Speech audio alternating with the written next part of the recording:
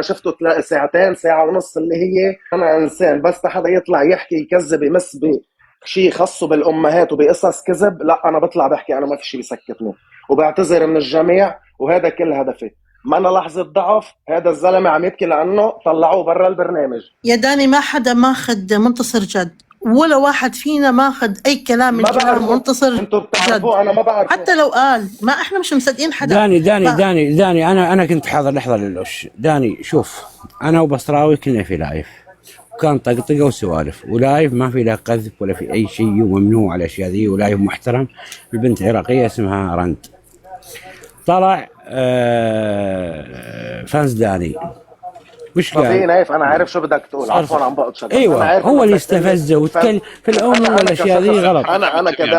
انا كداني انا بعرف مين فانزاتي، وبعرف مين اللي عم يطلع ومين اللي عم يحكي. واحد لا فانز داني صديق لك، صديق لإلي، انا ماني مسؤول عن تصرفاته وحكياته. انا اللي علي اذا شي نهار غلط بشي كلمه خاصه بشي دوله، او غلط بشي كلمه خاصه بشرف بنت، انا بعرف كيف حاسبه وسكته على الاخر. بس انا ماني مسؤول عن هو شو بيحكي وكيف طريقته مع الناس. انتم ما تفوتوا معكم او هو ما يفوتوا معكم، هاي واحد. انا بس اطلع واقول هاي صفحتي الرسميه وهاي الصفحه اللي بتحكي عن داني، ساعتها تبقوا احكوا وحاسبوا. انا ماني مسؤول عن ولا كلمه اي شخص الا بصفحتي هاي. انا مسؤول عن نفسي حاليا، ما عندي صفحه رسميه. بس لو عندك سؤال زين، انت شنو تقدر ترد عليه بستوري؟ يعني انه ترد عليه بلايف، تطلع مو كذا، تطلع الخاص مالته، ترد عليه بلايف بستوري. انه تطلع الخاص مالته هو يبكي، يعني هذا فعل محمود. داني اسمعني داني بس، والله العظيم كلمة جد انسانيا. يعني انت تدري ان بعد 10 سنين ممكن احد يقابل مصطفى في عمل، في كذا زميل له يرسلها على جروب عمل؟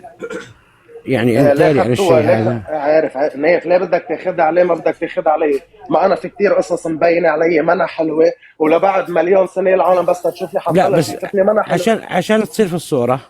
نايف منتصر مشترك مثله هو طالع عم يحكي بقصص كذب. انا ما طلعت بدافع ولا حدا مش مشترك. انا شخصيا فتح دقيقه لحظه ليث، انا فتح فيني لايفات وقذف من هنا لبكره، بس انا عرفت الشخص خلاص، ومستقبل في لايف قبل كم يوم، وايمان كذا، والثاني لا انت تعرف يقولون ما تعرف المره هلا نايف حبيبي ما بعرف وضع. هلا عرفت وضع داني انت طلع بأجزاء صوره بهذا الستور. هاي وحده شغله ثانيه تدخلها من ممكن مداخله دقيقه شيخ، وانت دقيقه صفاء بس دقيقه. وعندنا موضوع المنشور مال الاخت العراقيه، نتمنى انه تسوي له حذف ديليت من الصفحه مالتك.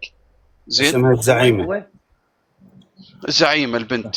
شنو صار بموضوع زعيمه بصراوي؟ سولف بالضبط. يعني داني هذا يعني الاخ ليث سولف بهالموضوع. اتمنى من يمك تمسح هذا الستوري. البنيه عراقيه موجوده وما تحب تطلع بالستوري، وكانت اكو مشكله وانت دا ترد عليه بمشكله كذلك، هي ما حابه تطلع. مسحته للستوري، فتت مسحته لاجل عن جد هاي البنت اللي كانت طالعه جاز. سمعتها هي وعم تقول هيك، ما بريدوا علي. اكيد هي ما رايدته على حلقه، انا ما بريدوا عليها. جماعة بس موضوع بسيط. بس شوفوا، أنا لما أطلع وأحكي إنه التصرف اللي سواه سواء منتصر أو داني ما يناسبني، خلص معناها ما يناسب شخصيتي. بس هو شخصيته هيك، ما نقدر نقول له أنت ليش سويت هيك. هاي شخصيته تمام، هو هاي شخصيته وجاي يبينها سواء أون أو أوف الكاميرا، وهذا الشيء ما يناسبني عادي. بس مو ضروري إنه هو لازم هم إنه يمشي على نفس الخطوات. هاي شغلة. ثاني شغلة موضوع إنه ما يصير طلعته بهالطريقة. طيب منو قال بالبداية أصلاً إنه يبعث لي هذا الفويس؟ هل انا رحت عليك تدز لي هذا الفويس؟ لا، هو كان بكامل قواه العقليه لما دز هذا الفويس. عمرو عندنا شغلات بالخاص كارثيه ما طلعناها. خلينا صفاء نسمع صفاء. داني حبيبي بس بدي احكي شغله واحده. انا عسيره اللي عم يحكيه عمرو، انا الكونفرزيشن بيني وبينه هذا فويس منه وماحي الكونفرزيشن. انا معي كفايتها للكونفرزيشن. عامل له منتصر انت اذا ما بتوثق فيني، او انت اذا بينت لي انه انت عن جد عم تحكيني كصديق، اخذت لي حدا قريب منك بهالساعه ونص ساعتين، ليه محيت الفويسات وليه محيت المحادثه بيني وبينك؟ انا عارف قيمته لمنتصر، انا ما ارتحت له من الاساس كرمال هيك معي فويس له.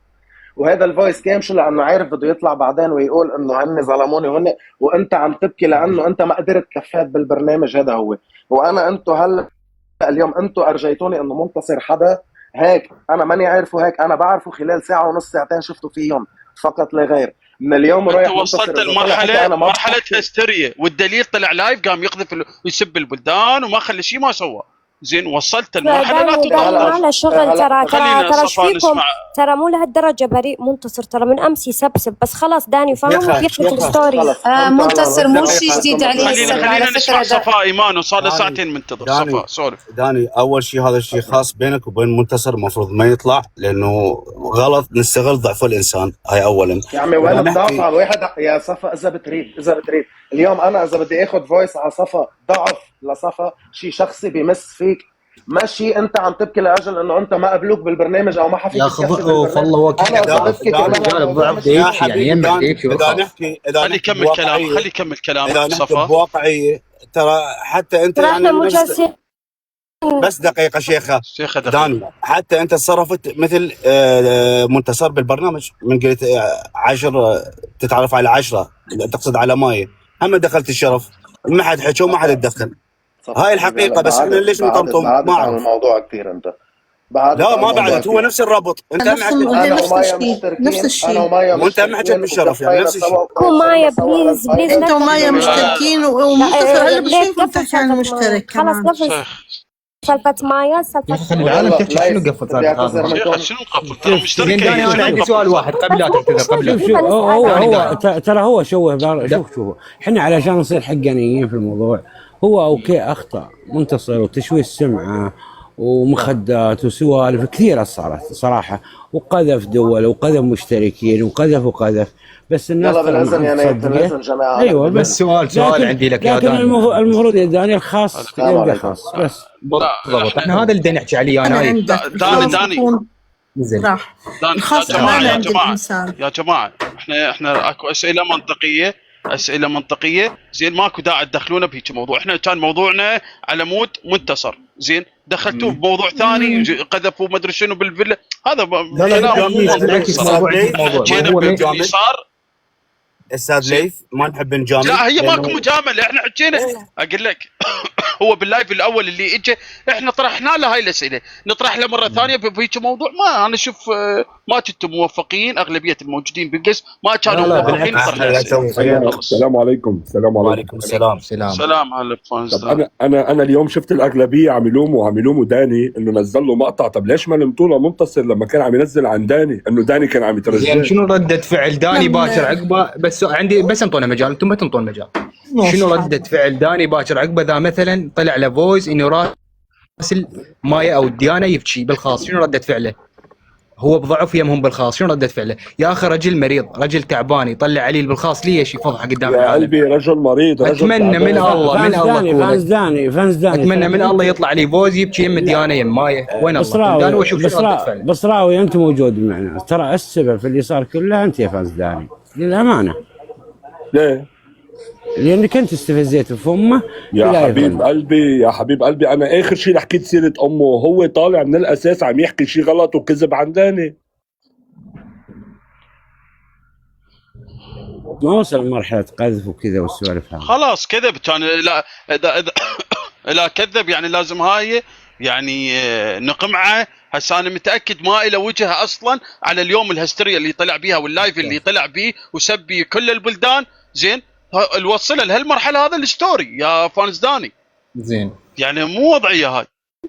ليش انت ما عرفت الخطا منك وكمل الخطا مالتك داني وتدرون بي. انا بالنسبه لي ما شخصيا ولا فانز اي واحد. يا اخي انا بنظركم غلطان تمام، انا بنظركم غلطان، انا وداني غلطانين، بس انا عم اقول اي انسان بيغلط عليه فاهمه شوي. انتم جايين توجهوا حتى هم ردة فعل كلهم يفهمون غلطان. لا انا لازم كلهم يستوعبون انه في غلط يعني من اثنين يحرشون. لا الظاهر انتم ما تعرفون المشكله شنو، الظاهر ما تعرفوها. احنا كنا موجودين انا ونايف. شو ما تكون الغلط الولد هذا بس انطينا مجال خليه يفهمون. بس انطينا مجال. صفاء فانز داني اذا ممكن تنطينا مجال.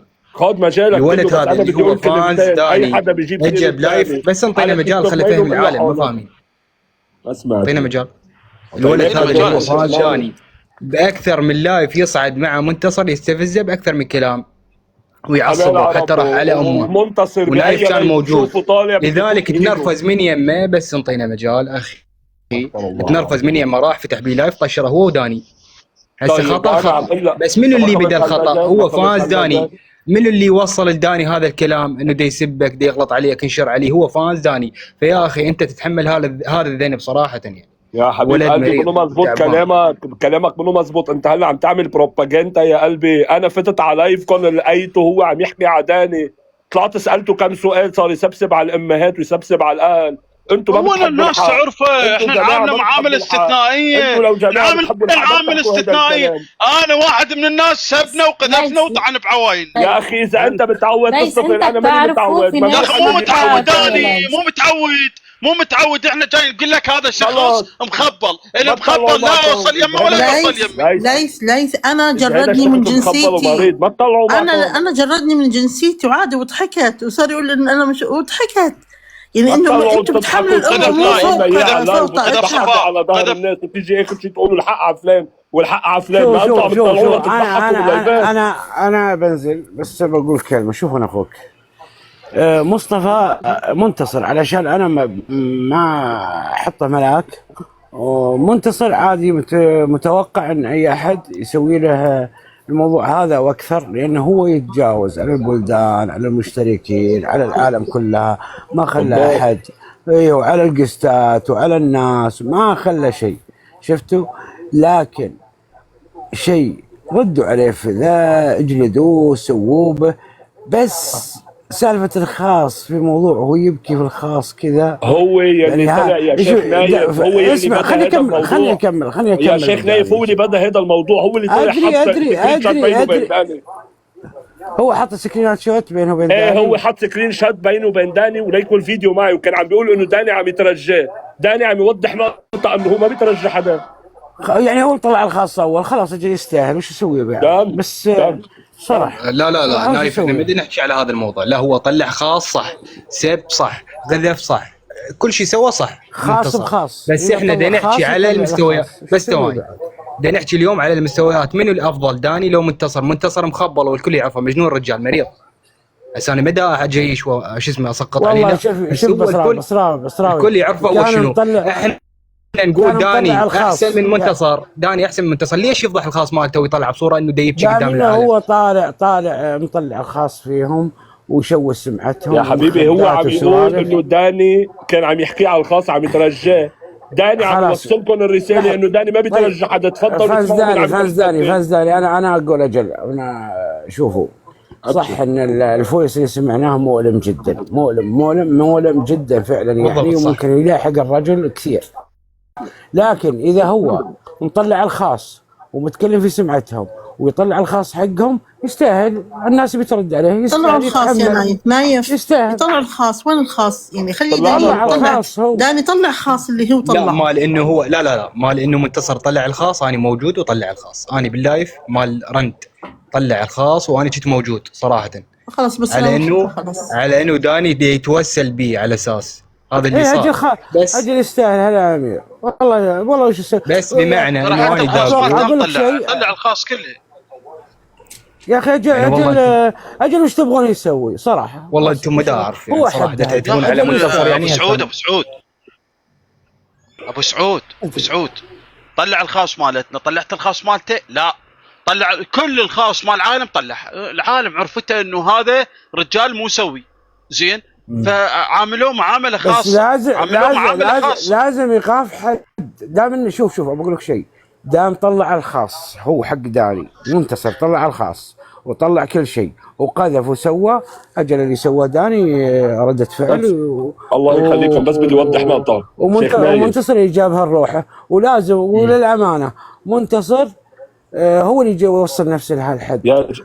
بس بدي اقول شغله لو سمحت كثير صراحه. شيخ نايف نحن سابقا والله العظيم يا جماعه الخير، نحن سابقا لا انا ولا داني ولا اي حدا من فانز داني كنا بنعرف منتصر او بنعرف شيء عن منتصر.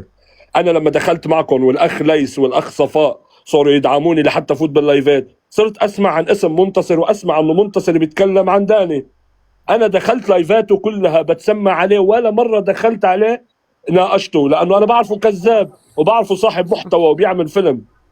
ليوم يا جماعه دخلت لقيته هو بيتكلم عن داني، بيقول داني بيترجاني، داني كان بيترجاني. انا هون انقهرت لانه انا بعرف انه داني ما بيترجى حدا.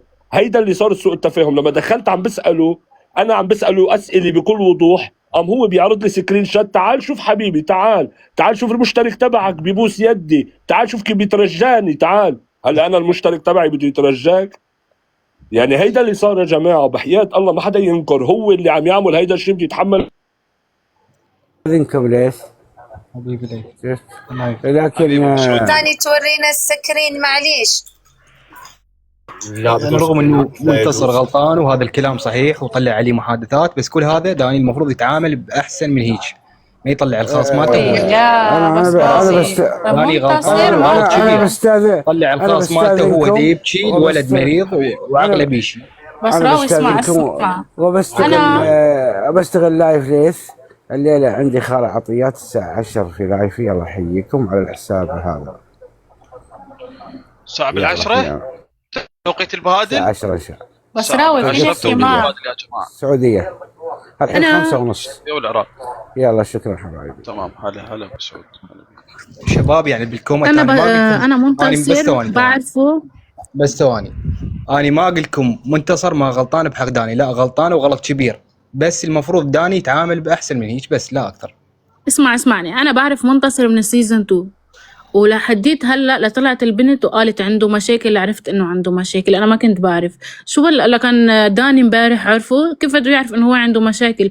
هو مشترك وهو مشترك، فاجا قال انه اذا هو يطلع خاص عادي انا اطلع خاص، ما في فرق بيناتهم. يعني هو ما بيعرف انه عنده مشاكل وطلع هالموضوع هيدا، وما حدا بيعرف اصلا انه عنده مشاكل، وما حدا اصلا بيعرف. وهيدا الزلمه كل اللي دخلوا على البرنامج 7 ساعات من المطار للفيلا، من الفيلا للمطار، شغلته كلها 7 ساعات. فمنه صاحب حدا ومنه رفيق حدا وما حدا بيعرف شيء عنه. ما فيك تقول انه هيدا لا ما هيدا انه عنده مشاكل، لا ما فينا نرد عليه عادي. يطلع الخاص بيطلع الخاص. هيدي ردة فعل بالنهاية. شيماء لو سمحت ما فيك تقاطع. اول شيء شيماء دقيقه بس بليز. مرحبا للكل. انا بس بدي اطلع اوضح نقطه مهمه كتير. كنا اليوم ركزنا على رده الفعل تبعه لداني. امبارح منتصر عم يحكي عن امه لداني، ما حدا رد عليه. منتصر هدد بنت بلدي دانا وحط صور بالاي وصار عم يستفز. دقيقه لشباب لو سمحتوا، ما حدا يقطشني. انا هون ماني عم دافع عن داني، انا عم دافع عن كلمه الحق. انا تعاطفت مع منتصر كذا مره، تعاطفت معه وقلت الصبي هذا اللي عم بيصير معه غلط وبليز حلوا عنه لمنتصر. بس منتصر ما في حدا عم يضبه وعم يقول له انت اللي عم تعمله غلط. جربت احكي معه لمنتصر. اليوم انا داني وقت حط هيدا ستوري وحط هالحكي، داني منه غلطان. الزلمه عم يستفزه وعم بيقول الزلمه عم يترجاك. كيف عم يترجاك؟ انت قعدت 3 ساعات وين قعدت؟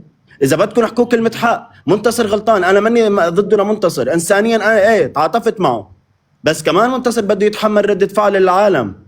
حكى على امه لداني وعم يلمح انه امه لداني فاتت على المشفى وما بعرف شو صار معه. لشو هالحكي؟ وعم بيقول في بنت متحوله وفي شاب الوان. يا ليث اخي احنا نقول مرعبال، احنا نقول انسان مو سوي، احنا نقول انسان مخبل، لكن ردة الفعل لازم تكون انساني. يا ليث على اوكي انسانيه. بس شو عمل هو داني؟ شو عمل داني لنحط الحق على داني؟ بس لا بس يا ليث انا حذرته كذا مره. نزل ستوري داني، نزل ستوري وهذا يا خيي ما انا سمعته من الزلمه هو قاعد عم يستفزه وعم بيقول انا حذرته يا ليث انا حذرته كذا مره. ليش هو ما قبل من تحذيري؟ طلعت معه 3 لايفات وقلت له ما بقى تحكي على داني كذب. اليوم طلع عن طوره زين، جاب طار البلدان كلها، سب البلدان كلها زين، وصل بمرحله لا تطاق الرجال. لو سمحت ليث، سؤال ليه ما بنحط الحق على اللايفات اللي عم تستقبلوا لمنتصر وتستفزوا لمنتصر؟ حقيقة داني أنا ما شوفوا، أنا ما يهمنيش المشاكل اللي بين المشتركين، اللي غلط واللي صح وبالآخر كل شيء يبان. ولكن سمعت كل اللايف وسمعت إنه راهم كاين في بعض الناس يقولوا إنه مريض ومرفوع عليه القلم أوكي راني معاكم، ربي يجيب له الشفاء. ولكن إذا كان مريض صح فالمفروض إنه أهله يحجروا عليه او ينحوا له الهاتف، او لانه الحق الموضوع مش بس سب المشتركين. اوكي المشتركين بيناتهم ربي يسهل، ولكن انك تسب بلدان وانك تطعن في شرف بنات بلدان فهذا خط احمر الصراحه. ليت اي انسان، شوفوا اي انسان في الدنيا ما يقبلها على نفسه، ونتحدى اي واحد راهو يدافع على منتصر اذا سب له بلاده راح يقبل عليه وراح ينسى انه مريض وراح يجاوب. سب بلدي قبل شوي سب بس ثواني والطوائف بصراوي تذكر وقت فتح لايف بحيث قال الطوائف تتذكر ولا لا؟ اعطونا مجال وياكم. بصراوي وليت والكل اللي كان هنا ما سمعت كمل الجزئيه مالتها انه بصراوي خلي تكمل الجزئيه مالتها. لا كملت ما كملت. يمكن بصراوي والجماعة ما سمعتوا لايفه، ولكن لو سمعتوا لايفه وسمعتوا الكلام البذيء اللي كان يقوله وسمعتوا كيف كان اوكي انت سبيت آية، سبيت داني، سب اللي يحب. انا كجزائرية عادي ربي يسهل عليهم، ولكن تسب بنات بلاد كامله وتسب بلدان كامله، فهذا اسمح لي راك تجاوزت كل الخطوط الحمر. يعني انا مع احترام للوش صديقتي، بس يا للوش اذا كنتوا انتوا عارفين بحالته روحوا قولوا يعني ما في واحد في عائلته صاحي، روحوا قولوا لعائلته يحجروا عليه، ينحوا له الهاتف، يداويوه من الاخير. اذا كان هو صح مريض، فاحنا مش مضطرين انه نسمع السب على بلدانه ونقول لا هذا مرفوع عنه القلم ومريض ونتعاطف معه. لا يا جماعه صراحه يعني الامر زاد عن الحد. بالنسبه لي عندي كلمه واحده وهاي خلص حكينا بما فيه الكفايه. اللي ينزل المستوى المريض مريض نفسه، مقترى السطر منتصر الكل يعرفه انه عقله بيشي صراحه. سب البلدان هذا بيعرفوا يا بصراوي مثلا بعيد الشر عن كل العائلات، انت عندك مثلا اخ مرفوع عنه القلم، راح تخليه يخبص في الناس ويخبط في الناس مثل ما يحب ولا انك خلي اكمل كلامي. اللي ينزل المستوى المريض مريض نفسه. يعني ولد 24 بس انطونا مجال. بصراوي بدي اسالك سؤال يا بصراوي ترد علي بضمير بس معليش. بصراوي الكل عم بيطلع الخاص، هلا ما توقفوا على داني انه داني طلع الخاص. اوكي داني طلع الخاص، هيدي ردة فعله لداني. الزلمه امبارح عم بيحكي على امه، عم بيقول امه فاتت على المشفى، انا مني مثلكم يعني وهيك. فالزلمه بين له انه كيف هو كان بده يضل بالفيلا. انا مني ضده لمنتصر، انا عم بحكي كلمه حق هلا على داني، لاني بدافع داني زلمه بيقدر يدافع عن نفسه. خلي امونات تحكي. امونات تكلمي. ساعة والله انا مش فاهمه الموضوع. اسف يا جماعه كان عندي اتصال. هلا امونات سولف. لا انا شيرت هيدا اللايف لمرجانة هلا عم تحضرنا وعم تسمعنا، كرمال تاخذ بالها من هيدا التافه. طيب سولف امونات سولف. طيب موضوع انه مش المشكله انا مع بصراوي في نقطه معينه. مش المشكلة انه منتصر ما نحاسبوش ولا ما نقولوش ولا ما نعملوش. منتصر انسان تافه وانسان شكون اللي صاعده اللي عطاه اسم اللي بالراه. انا في برشا لايفات ترحب فيه. هو من الاول منتصر يسب ويقذف ويسب الناس الكل، ما حبش على دولة معينة باش انا ناخذ الموضوع شخصي ويقذف في الناس الكل ويسب في الناس الكل.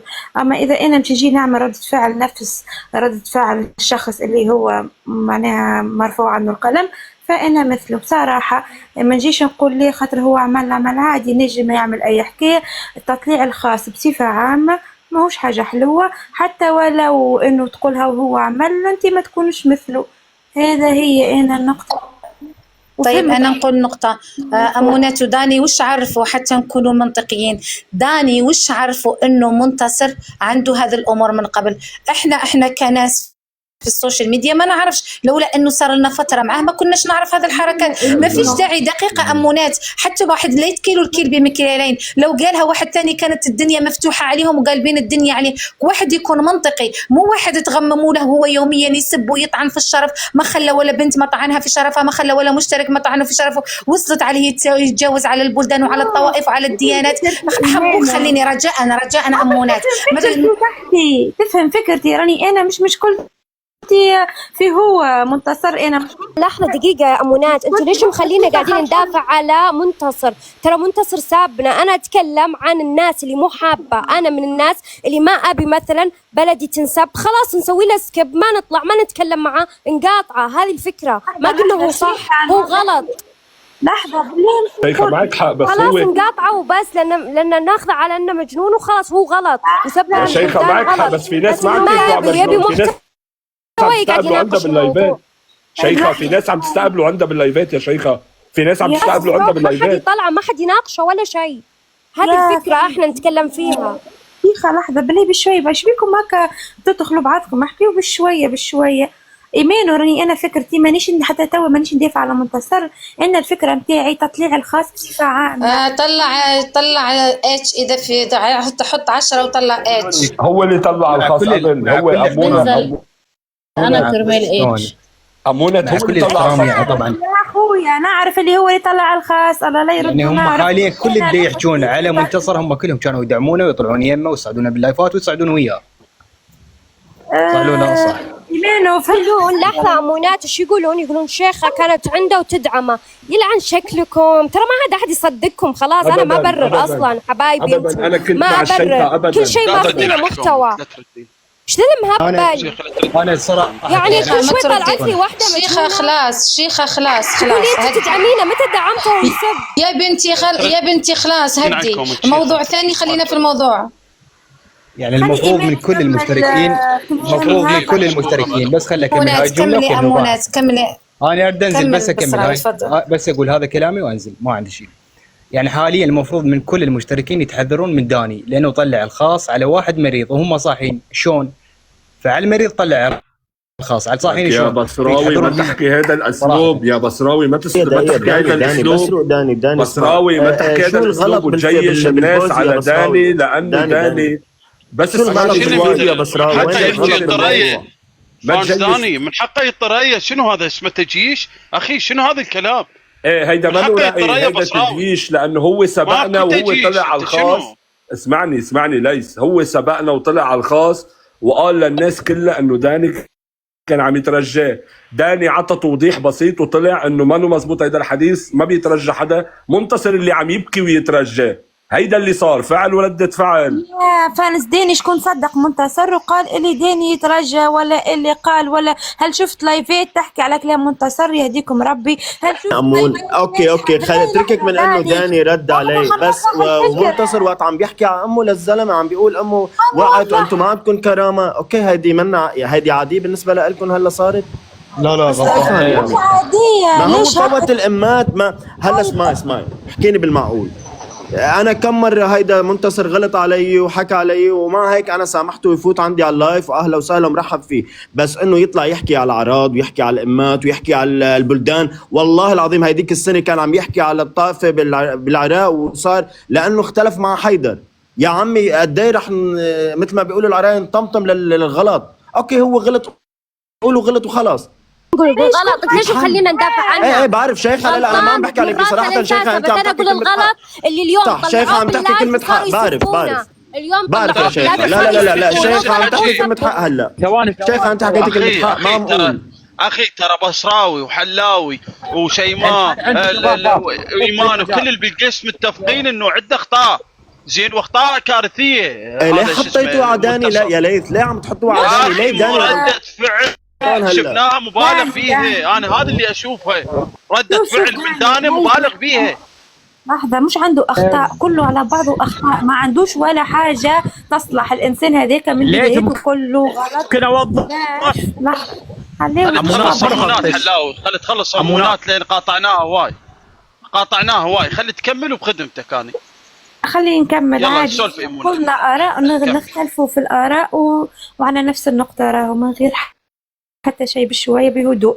راني أنا مانيش لا ندافع عليه ولا عمري نعرف الإنسان هذاك منتصر كله أخطاء، مش عنده أخطاء من بداياته معروف هو شنو. أنا النقطة متاعي الوحيدة حتى ولو مهما يصير الخاص ما يطلع مهما يكون، ما نجيش أنا مبرر الشخص ونقول يلا عادي إنه يطلع الخاص. بلش يا عمونات، هو بلش يا عمونات يحول بصراوي اسأليه. هو بلش يطلع الخاص خلاص يقبع شوكه بإيده. هلا هو امبارح باللايفات من لايف انا فاهم امونات. خليني انا فاهم امونات معليش. امونات شوفي كانوا جيست، منتصر طلع في الجيست وطلع الخاص اللي بينه وبين داني. لما داني عرف انه منتصر طلع الخاص، منتصر قال لهم انه داني قاعد يترجاني في الخاص، مانيش عارفه علاش يترجاه. داني قاعد يترجاني. قام داني لما عرف انه منتصر قاعد يطلع عليه الاشاعات وانه داني قاعد يترجاه، داني عمل رده فعل وطلع هو الخاص وقال لهم هذا ما نكملي بعد ما صرنا تمام من هذا الطرف معناتها عارفينه كله كذب بكذب. خلصنا.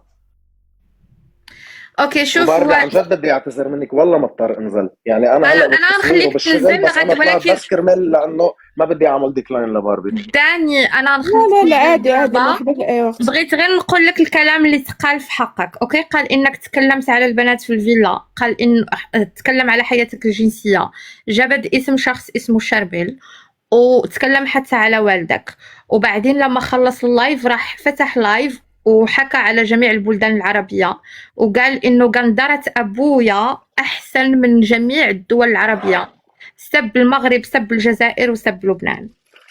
طيب هذا كله هذا الشيء والله انا ما فيني اطلع برر له، لانه هذا هو وتصرفاته وهو وفهمه وهو كيف بيتصرف. انا لانه هو انا بتعامل بالمثل، اللي بدق بابي بعرف كيف رد عليه بالجواب. دقات بابي بالبرايفت بكذب، ارجعت العالم انه بالبرايفت انت الكذاب، ومن حقك. انتوا بتعرفوه اكثر مني، انا ماني عارفه هيك. انتوا بتعرفوه لكم سنين، ومن السيزون 2 مدري من اي سيزون وهو بفوت وبيحلل وبيحكي. انا ما بعرفه، انا اللي تعرفت عليه ساعه ونص، بهالساعه ونص يخزلعان عنه شو لحق يعرف عني، عم يحكي عني وعن يحكي اللي بده يحكي. هذا الموضوع انا زعجني لاجل انه ذكر امهات وذكر سكر. اذا حدا غيري ما مسه هذا الموضوع، انا هذا الموضوع مسني، ولا اقبل اني ما اطلع وارجع مين الغلط ومين الصح. داني ما تبرر لحدا، ما تبرر لحدا، والسن بالسين والعين بالعين والبدي وأظلم. يعني وانا هيك هون وبرا وبالفيلا وبرات الفيلا، والناس اللي تطلع انها تقول لك عيب خرجتي وما خرجتي، حتى هو عليه العيب لانه ضرب في شرفك، ما خلى فيك شي، ما قالوا بيجيش عليك الفانزات، يعني اشياء كثيره بيسويها. من حقك انك تدافع على راسك، يعمل بده اياه. انا الموضوع اللي مسني حكيت فيه، غير هذا من حقه يعمل بده اياه. بالنهايه انا اكبر منه، ما هو الاكبر مني، هو اللي عم يحكي علي لهو يطلع، انا ماني مضطر احكي فيه، وخصوصي بعد ما عرفت مين هو هلا من وراكم. اوكي خلاص، ثانك يو داني، شكرا، باي باي، مع السلامه، باي باي.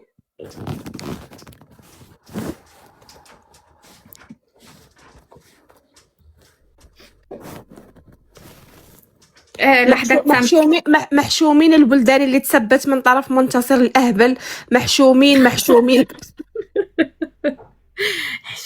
منتصر، حشومة. يلا